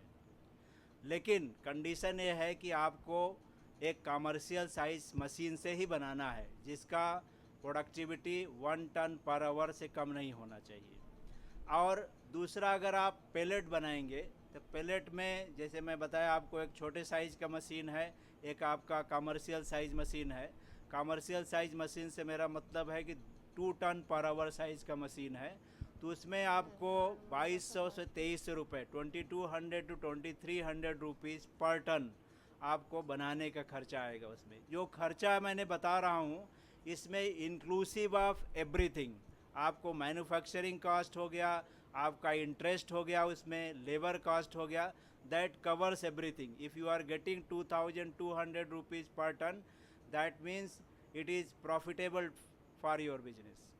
और कोई इधर 9158 इसे दिख रहा है, 9158507741।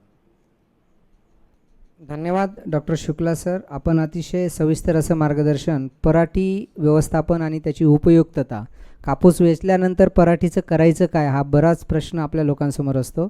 तर अतिशय चांगलं काढणी पश्चात हे तंत्रज्ञान आहे. आणि सर, आमच्याच ICRचीच एक संस्था आहे, जसं केंद्रीय कापूस संशोधन संस्था कापूस लागवडीबद्दल मगाशी बोंडअळीबद्दल सांगितलं, तसंच आमची एक दुसरी सिस्टर ऑर्गनायझेशन आहे सिरकॉट म्हणून, जिचं हेडक्वार्टर मुंबईला आणि आपल्या नागपूरमध्ये ओटाई प्रशिक्षण केंद्र आहे अमरावती रोडवर. सर त्या केंद्राचे प्रमुख म्हणून काम करतात. त्यांचं खूप चांगलं काम आहे. सर, आपण मार्गदर्शन केल्याबद्दल मी सर्वांच्या वतीनं आपलं आभार व्यक्त करतो. सर्वांनी एकदा जोरदार टाळ्या वाजवून सरांचा आभार व्यक्त करावं.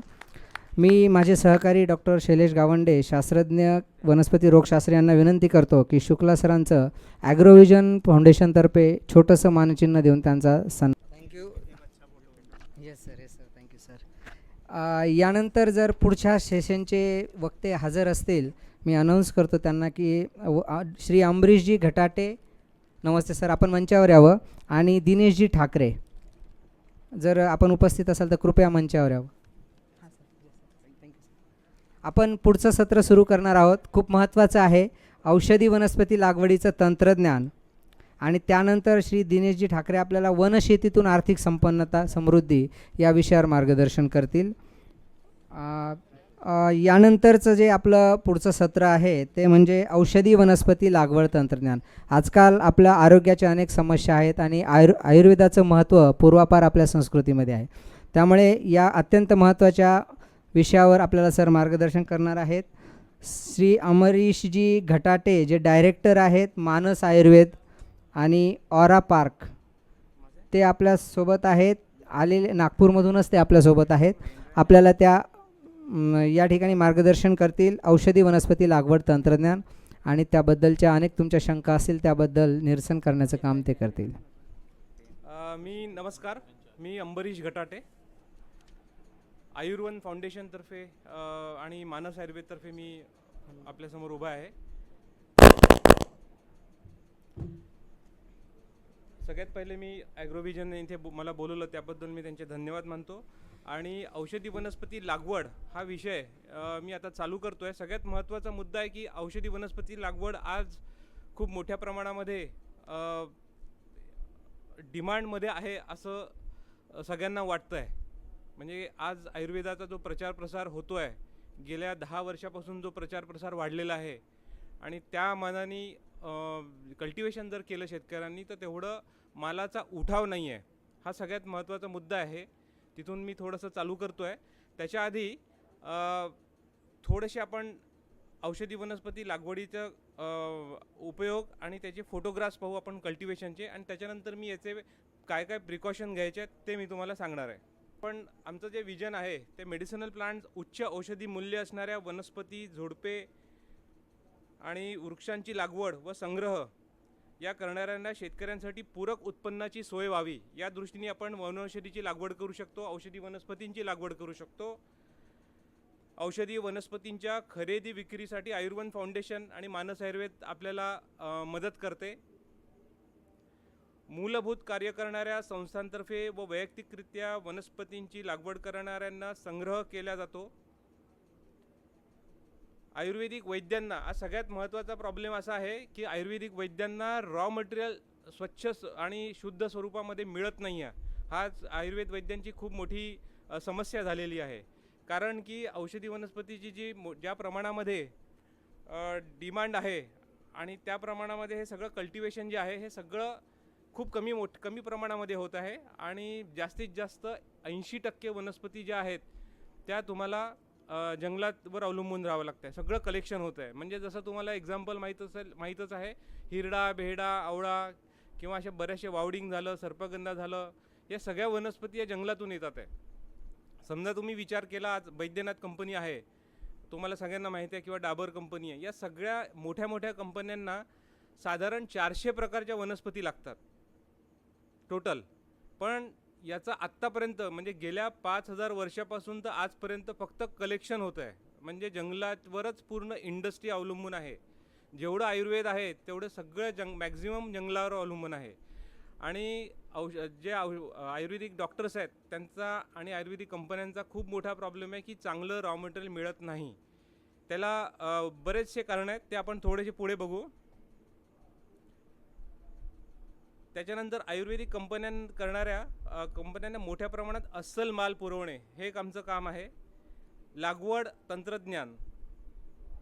गेल्या दशकापासून औषधी वनस्पतींची मागणी मोठ्या प्रमाणात वाढली आहे, सगळ्यांना माहीत आहे. आणि आज मॉडर्नकडून आयुर्वेदाकडे पण बऱ्याच याच्यामध्ये पाहायला जात आहे.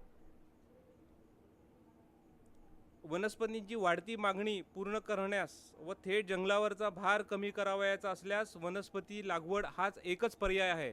आणि जर आपल्याला आयुर्वेद जर मोठ्या प्रमाणामध्ये वाढवायचा असेल तर आपल्याला कल्टिवेशन शेतीशिवाय पर्याय नाहीच आहे, कारण की कुठूनही वनस्पती येणार नाही आहेत. सगळ्यात महत्त्वाचा मुद्दा एक लक्षात घ्या की जेवढं आपल्याकडे जैवविविधता आहे, बायोडायव्हर्सिटी आहे, पश्चिममध्ये बंगालमध्ये वेगळ्या वनस्पती आहेत, गुग्गुळ जी वनस्पती आहे ती राजस्थानमध्ये होते, हिमाचलच्या वेगवेगळ्या वनस्पती आहेत, साऊथच्या वेगळ्या आहेत आणि सेंट्रल इंडियाच्या ज्या वनस्पती आहेत त्या वेगळ्या आहेत. तर या सगळ्या वनस्पती पूर्ण जगामध्ये जी बायोडायव्हर्सिटी आहे ती सगळ्यात भारतामध्ये जी आहे तेवढी कोणत्याही जगाच्या पाठीवर नाही आहे. आणि चायनामध्ये पण नाही आहे. पण चायनाचं जे पर्सेंटेज आहे जगामध्ये पूर्ण औषधी वनस्पतीचं जेवढं जगामध्ये त्याचं डिमांड किंवा विक्री जाते ती 24% आहे जगामध्ये हर्ब्स विकण्यामध्ये. आणि तुम्ही विचार करा भारताचं फक्त 0.2 आहे. हे 8 वर्षापूर्वीचा आकडा आहे, आत्ताचा आकडा मला माहीत नाही, पण आत्ताही काही खूप मोठ्या प्रमाणात वाढलेलं नाही आहे. त्याला कारण 2 गोष्टी आहेत. एकतर चायनातला चायनीज जे मेडिसिन आहे त्याला राजाश्रय होता. आत्ता आपल्याला आयुर्वेदाला राजाश्रय मिळतो आहे. त्याच्यामुळे येणाऱ्या दिवसामध्ये आपल्याला भरपूर स्कोप मिळणार आहे या कल्टिवेशन औषधी वनस्पती लागवडीतून. तंत्रज्ञान आपण समजून घेऊन त्याच्यातून विक्री करून आपलं उत्पन्न वाढवू शकणार आहोत. पूर्वनिर्धारित प्रजातींची लागवड करून माल पुरवल्यास भेसळ मुक्त उच्च प्रतीचा कच्चा माल उपलब्ध होऊ शकतो. सेंद्रिय शेतीमुळे वनस्पतींचे उत्तम औषधी गुणधर्म प्राप्त होतात. रोपवाटिकेची निर्मिती व आवश्यकता. रोपवाटिका तंत्रज्ञान शिकणे आवश्यक आहे, कारण की बघा आपल्याला हे माहिती आहे तांदूळ, गहू, सोयाबीन हे केव्हा पेरायचं, रब्बीत पेरायचं की खरीपमध्ये पेरायचं हे सगळ्यांना माहीत आहे. पण अश्वगंधा, सर्पगंधा, शालपर्णी, कृष्णपर्णी अशा कितीतरी वनस्पती आहे ज्याची डिमांड भरपूर आहे, पण आपल्याला माहीत नाही आहे ती खरीपमध्ये पेरायचं आहे की कोणत्या सीझनमध्ये पेरायचं काहीही माहीत नाही आहे. त्याच्यामुळे ते तंत्रज्ञान आपल्याला माहीत करून घेणं आवश्यक आहे. संवर्धन ही काळाची गरज आहे. जंगलातून 90% औषधी वनस्पतीचं संग्रहण अनियमित, निरीक्षविणा व अवैज्ञानिक असते. एक्झाम्पल तुम्हाला सांगतो, भुईनीम सगळ्यांना माहीत असेल, ज्या गावातले लोक आहेत त्यांना तर नक्कीच माहीत आहे. भुईनीम जो हाड तापासाठी वगैरे वापरतात, किंवा चिकनगुनियामध्ये छत्तीसगड आणि मध्य प्रदेशनी चिकनगुनिया त्यांनीच कंट्रोल केला. आता गोष्ट अशी आहे की अशा कितीतरी वनस्पती आहे की ज्या परिपक्व न होता, म्हणजे भुईनिंबाला जेव्हा बिया येतात तेव्हा त्याचे पानं गळून गेलेले असतात, आणि जेव्हा पानं असतात आणि तेव्हा जर कलेक्शन केलं तर त्याचं वजन जास्त भरतं. आणि जर जास्त वजन भरलं तर जो कलेक्शन करतो त्याला उत्पन्न जास्त मिळतं, कारण की त्या आदिवासी किंवा जे कलेक्टर असतात जंगलांमध्ये ते गोळा कशासाठी करतात, त्यांच्या रोजीरोटी असते. तो कलेक्शन करतात, तिथल्या लोकल व्यापाऱ्याला विकतात, व्यापारी पुन्हा दुसऱ्या व्यापाऱ्याला विकतो आणि असं करून ते शहरामध्ये किंवा वाशी मार्केटमध्ये किंवा इकडे तिकडे येतं ते.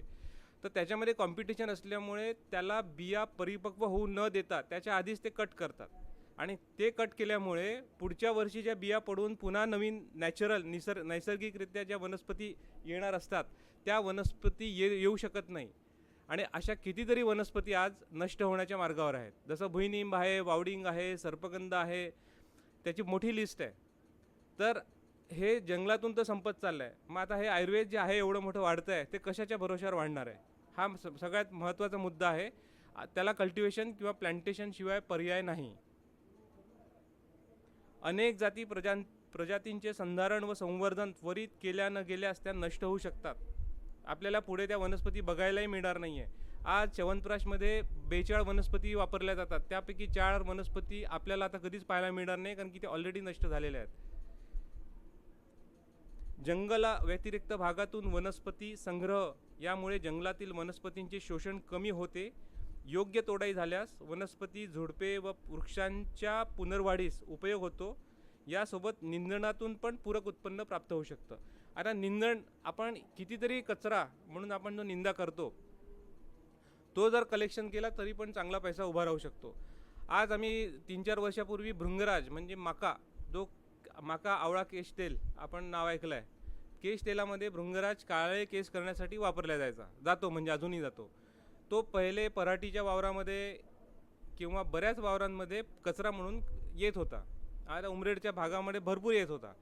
पण झालं असं की आजकाल आपण स्प्रे करून टाकतो, विडीसाईड मारून देतो, त्याच्यामुळे तो कचरा तर संपला, तो तिथूनही उत्पन्न येत नाही आहे. तर अशा कितीतरी आपण जर विचार केला कचऱ्यामधून पण उत्पन्न मिळू शकते. त्याच्यामध्ये तुम्हाला भृंगराज झाला, नंतर खूप वेळा आपण कोंबडा म्हणतो, पांढऱ्या रंगाचा कोंबडा येतो, छोटा छोटा फुलं येतात, पडीत जमिनीने भरपूर येतो. किडनी स्टोनसाठी, पथरीसाठी खूप चांगला आहे, त्याची थोडी बहुत डिमांड येते. अशा त्याच्यानंतर अडुळसा आहे, निरगुंडी आहे, गुळवेल आहे, हे सगळं कलेक्शनमधून पण आपल्याला उत्पन्न मिळू शकतं. भेडा जर फोडला, बिया वेगळ्या केल्या तर त्याच्या छिलक्यापासून उत्पन्न मिळू शकतं. अशा हे निंदणामधून होऊ शकतं. आता थोडंसं पुढे जातो मी, डायरेक्ट वनस्पती याच्यावर घेतो कारण की वेळ कमी असल्यामुळे तेवढं सगळं करता येणार नाही आहे.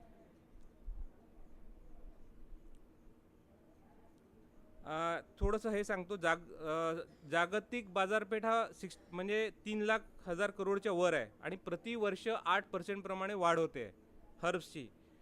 भारताचा वाटा त्यात 500 ते 600 करोड म्हणजे फक्त 0.2 आहे आणि चायनाचा 24% आहे. याच्यावरून तुम्ही विचार करू शकता आपण कितीतरी मोठ्या प्रमाणामध्ये याच्यापासून उत्पन्न वाढू शकतं.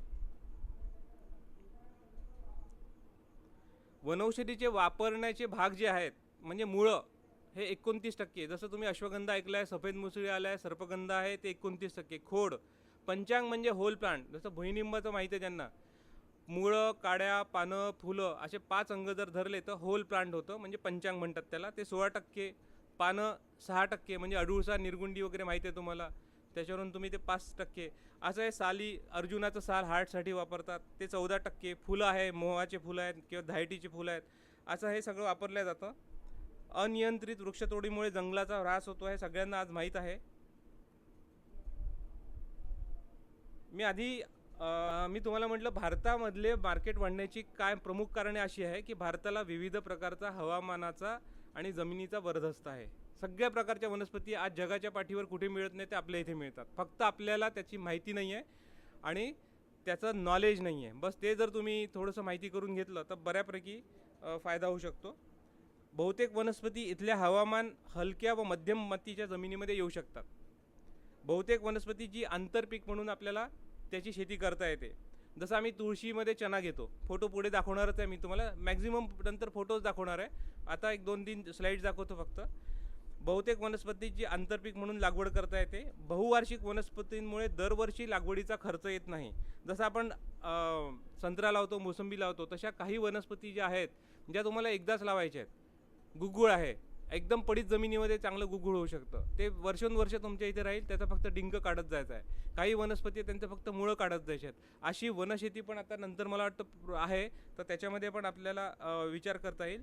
इतर पारंपरिक पिकांपेक्षा औषधी वनस्पती फवारणीचा खर्च कमी येतो. सगळ्यात महत्त्वाचं आहे त्याची काळजी, लागवडीच्या आधी काळजी कोणती घेणं हे सगळ्यात महत्त्वाचं आहे. आज लागवड करणं खूप सोपं आहे, पण ज्या वनस्पतीची शेती करणार आहे त्याची पूर्ण ओळख, त्याची स्पीशीज जी आहे ती कन्फर्म असणं आवश्यक आहे. एक रॉयल फिया सर्पेंटिना नावाची वनस्पती आहे जी ब्लड प्रेशरसाठी वापरल्या जाते. त्याचं जे मूळ आहे, त्याचं मूळ इतकी डिमांड होती, म्हणजे मोठ्या प्रमाणामध्ये एक्स्ट्रॅक्ट कंपन्यांनी वापरलं आणि आयुर्वेदामध्ये पण वापरलं गेलं. त्याच्यामुळे त्याचं बी जवळपास 7-8 वर्षापूर्वी नव्हतंच. तर रॉयल फिया टेट्राफायला त्याचीच एक त्याच फॅमिलीमधली एक वनस्पती आहे, त्याचे मुळं वापरल्या गेले आणि त्याचं विकल्या गेलं. तर हे ॲडल्ट्रेशन म्हणतात त्याला ॲडल्ट्रेशन मोठ्या प्रमाणामध्ये होतं. याचं पीक आहे 2 वर्षाचं. एका यवतमाळच्या शेतकऱ्यांनी सर्पगंधा लावली म्हणून ते माझ्याकडे घेऊन आले मुळं, आणि त्याच्यानंतर मुळं पाहिल्यानंतर असं लक्षात आलं की त्यांनी रॉयल फिया सर्पेंटिना लावलेलीच नाही आहे, टेट्राफायला लावली ती, त्याला काहीच भाव नसतो आणि सर्पगंधाला 800 रुपये भाव होता त्यावेळेस, आता 1200 रुपये. पण त्यांनी 2 वर्ष त्या पिकाची मेहनत घेतली त्या पिकावर आणि सगळ्यात शेवटी त्यांना कळलं की ती स्पीशीजच चुकीची लावली. तर आपल्याला स्पीशीज कन्फर्म करून घेतल्याशिवाय पुढे जायचं नाही आहे. या वनस्पतीचे मार्केट डिमांड व त्याची पूर्तता, त्याच्या विक्रीची व्यवस्था पहिले करून बघायचं. सगळ्यात महत्त्वाचा याचा मार्केटचा इश्यू आहे आज. तर आपल्याला जोपर्यंत मार्केट अश्युरन्स नाही आहे तोपर्यंत याच्यामध्ये हात घालायचा नाही. बऱ्याच कंपन्या किंवा काही प्रमाणामध्ये पश्चिम महाराष्ट्रामध्ये बिया वगैरे विकून दिल्यात आणि नंतर ते ऑफिसच गायब झालं आहे. तर ते थोड्याशा त्याचं प्रिकॉशन घ्यायची आपल्याला. वनस्पती बाजारात कशी विकल्या जाते, त्याचा कोणता भाग विकला जातो आणि कोणता माल चांगला आहे याचे पूर्ण माहिती असणं आवश्यक आहे. अजून एक उदाहरण म्हणजे अश्वगंधा लावलं होतं एकाने. अश्वगंधाच्या मुळा विकल्या जातात. त्यांनी पूर्ण 6 महिने पीक घेतलं. पीक घेतल्यानंतर त्याचं वरचं जे आहे ते कापलं, सावलीमध्ये वाळवलं आणि माझ्याकडे घेऊन आला तो. त्याच्यानंतर नाही, त्याचा फोन आला की मी अश्वगंधा लावला आहे आणि घेऊन ये म्हटलं. तर त्यांनी पाहिल्यानंतर ते पानं आणले होते. म्हटलं त्याचे मुळं कुठे आहे? मुळं वखर करून साफ करून जमीन मोकळी केली आहे म्हणे. तर त्याला माहीतच नव्हतं त्याचं मूळ विकलं जातं. तर हे एक आपल्याला प्रिकॉशन घ्यायचे, कोणता उपयुक्त अंग विकला जातो. म्हणजे थोडक्यामध्ये गहू पाडून दिले आणि त्याचा कूस घेऊन आला, असं झालं ते. कोणत्याही शेती करण्याअगोदर आपली क्षमता पाहून, म्हणजे स्वतः शेती करणार आहे, दुसऱ्यांच्या भरोश्यावर सोडणार आहे, आपल्याजवळ किती जमीन आहे, कशी आहे, पाणी काय आहे आणि आर्थिक व्यवस्था काय आहे, वनस्पतींचे ॲग्रो टेक्निक्स माहीत करून घेणं आवश्यक आहे. जसं मी तुम्हाला मगाशी म्हटलं, खरीपमध्ये लावायचं आहे की रब्बीमध्ये लावायचं आहे आणि कसं लावायचं आहे, पुष्कळशा गोष्टी आहेत. काही ठिकाणी फेकीव पद्धतीने करायचं आहे, काही तिफणीने पेरायचं आहे, काही रोपं तयार करून मिरचीसारखं लागवड करायची आहे. असे वेगवेगळ्या वनस्पतींचे वेगवेगळे टेक्निक्स आहेत. तर ते माहीत करून घेणं आवश्यक आहे. त्या वनस्पतीचे जतन कसे करायचे, त्याला कसे ठेवायचे, त्याला गोळा कसे करायचे याची माहिती करून घेणं आवश्यक आहे. क्वालिटी कंट्रोल, तेच आता मी रासायनिक खतांचा उपयोग खूप कमी करायचा आहे. कीटकनाशके, नैसर्गिक गोमूत्र, निंबोळी वगैरे याच्यापासून बनवलेले वापरावेत. सगळ्यात महत्त्वाचं, पहिले थोड्या प्रमाणात शेती करून बघा आणि जर सक्सेस मिळाला तर तुम्हाला मोठ्या प्रमाणात करून घ्यायची आहे. यश मिळाल्यानंतर आजूबाजूच्या शेतकऱ्यांना गोळा करून मोठ्या प्रमाणात जर शेती आजूबाजूला केली तर विकायला सोपं जातं. मार्केट तुम्हाला डायरेक्ट मिळू शकतं.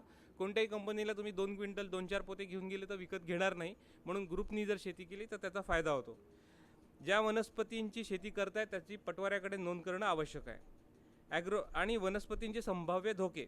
ॲग्रो टेक्निक्स नीट विकसित झालेली नाही आहेत. अस्थिर मार्केट आहे. खात्रीलायक बियाण्याची उपलब्धता कमी आहे. जंगलातून उपलब्ध होत असल्यामुळे वनस्पती भरपूर मागणी असून सुद्धा भाव कधीकधी कमी असतात. शेतीचे फायदे समजवण्यासाठी वाढीव उत्पन्न सांगितल्यामुळे अनेक जण मासिके, वृत्तपत्रे, प्रदर्शने बघून एकाच प्रकारच्या वनस्पती मोठ्या प्रमाणात लागवड करतात. जसं यावर्षी शतावरीची लागवड खूप मोठ्या प्रमाणात पूर्ण भारतभर झालेली आहे. रोज ॲव्हरेजमध्ये 2 फोन येतात आमच्याकडे शतावरी आहे म्हणून. तर असंही कोणत्या याच्यामध्ये एकदम लावू नका. रोजगार निर्मिती, औषधी,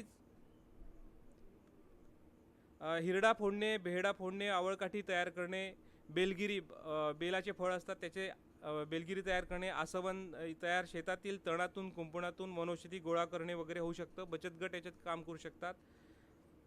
हे थोडंसं फास्ट जास्त घेतो मी. आता आपण डायरेक्ट पिकांवर येऊ, त्याच्यानंतर मग बाकी बोलू. अश्वगंधा सगळ्यांना माहीत आहे. अश्वगंधाची शेती आपण हलक्या जमिनीमध्ये घेऊ शकतो. अश्वगंधाचं झाड आहे. ही अश्वगंधाची शेती. ज्या शेतामध्ये पाणी धरून ठेवतं किंवा ब्लॅक कॉटन जी म्हणतो, पाणी धरून ठेवणाऱ्या जमिनीमध्ये अश्वगंधा घ्यायचं नाही आहे. जी रेताड जमीन आहे, हलकी जमीन म्हणतो आपण, पाणी ताबडतोब निचरा होऊ शकते, अशा जमिनीमध्येच आपण अश्वगंधा घ्यायचा आहे. अश्वगंधा हे तिफडीनी पेरायचं आहे. त्याचे रोपं तयार करून आपण नाही करू शकत, तिफडीनी पेरायचं आहे. हे बघा, हे तिफडीनी पेरलेलं आहे. 6 महिन्याचं क्रॉप आहे. हे पावसाळा संपला की याची लागवड करायची असते.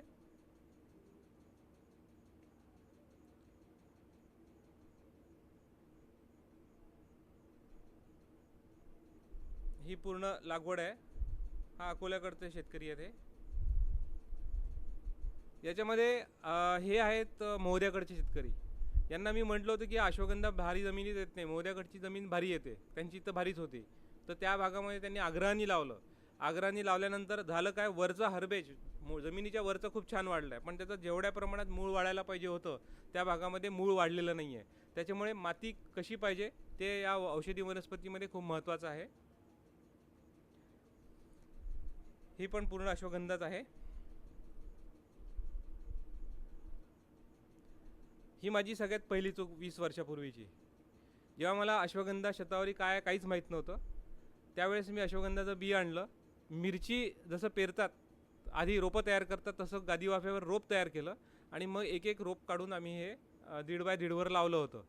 त्याच्यामध्ये असं आहे की जेव्हा आपण मूळ लावतो याच्यामध्ये अशा पद्धतीने मिरचीसारख्या याच्या पद्धतीने, त्याच्यामध्ये मुळाची वाढ होत नाही. कारण की मूळ जेव्हा आपण जमिनीत टाकतो तेव्हा खालचं सोटमूळ आहे ते वाकडं होतं, असं तिरपं होतं आणि मग त्याला बारीक बारीक फुटवे फुटतात. तर ते बारीक फुटवे जर झाले तर त्याच्यामध्ये मुळाचं जे वजन जसं वाढायला पाहिजे तसं वाढ होत नाही. त्याच्यामुळे ही लागवड एकदम चुकीची आहे.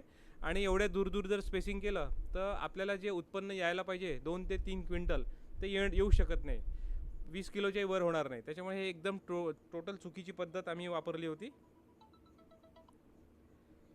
अश्वगंधाच्या या ज्या मुळ्या आहेत त्याच्यापेक्षा थोड्या जाड पाहिजे, त्या एकदम परफेक्ट असतात.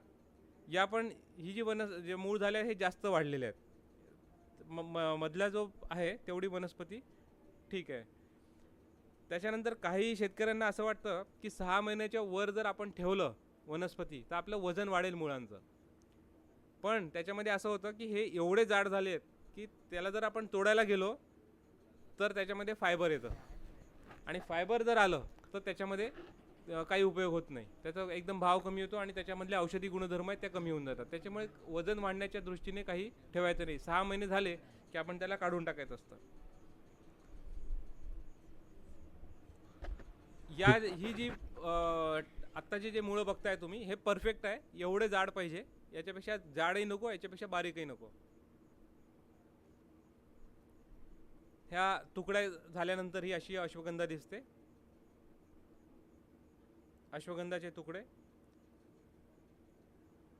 आता तो वरचा भाग आहे, जमिनीचा वरचा भाग, त्याच्यामध्ये प्रॉब्लेम असा होतो की वजन वाढावं म्हणून वरचा जमिनीच्या वरचा भागही दिला जातो, पण त्याच्यातही तोच प्रॉब्लेम येतो. जर वरचा भाग आला तर भाव कमी होतात. मग आम्ही हे सगळं निवडून घेतो.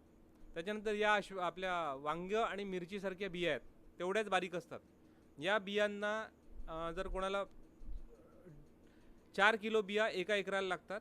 साधारण 400 रुपये किलो असतं, 1600 रुपये किलोचं बियाणं होतं आणि तुम्हाला पावसाळा झाला की पेरायचं आहे. साधारण तुम्हाला 6 महिन्यात 44 ते 50,000 रुपये मिळू शकतात. वेळ कमी असल्यामुळे मी पूर्ण डिटेल सांगत नाही. अजून बरेच क्रॉप्सचे फोटोज बघायचे आहेत आपल्याला. समोर चेअरवरती जागा उपलब्ध आहे. मागे जे उभे असतील श्रोते त्यांना मी विनंती करतो की समोर चेअरवरती बसावे. आपण आता तुळस बघू. ऑसिमम सॅंक्टम कृष्ण तुळस. ही पूर्ण तुळस लागलेली आहे. समोरचा जो भाग आहे तो कापलेली तुळस आहे आणि जो मागचा भाग आहे तो तुळस कापायची आहे. त्याच्यानंतर हे 1 वर्षाचा क्रॉप आहे. या 1 वर्षाच्या क्रॉपमध्ये बघा, हे समोरचं कापलेलं आहे आणि मागचं जे आहे ते 15 दिवसापूर्वी 20 दिवसापूर्वी कापलेलं आहे. आणि ही साधारण वर्षभरामध्ये 4 ते 5 कटिंग होतात जर व्यवस्थित पाणी आणि आपण त्याची व्यवस्था केली तर. हे आहे तुळशीमध्ये आम्ही चना घेतलेला आहे, मल्टी क्रॉप घेतला आहे. त्याच्यामुळे तुळस जेव्हा चना येतो तेव्हा आपण कापून टाकतो. यावेळेस आम्ही तुळस थोडा लवकर कट करतो, जास्त वाढू देत नाही, म्हणजे त्याच्यावर सावली येणार नाही. आणि तुळशीचं पंचांग वापरायचं असतं. पत्ते पण वेगळे विकले जातात. पंचांग म्हणजे मूळ सोडून आम्ही कापतो.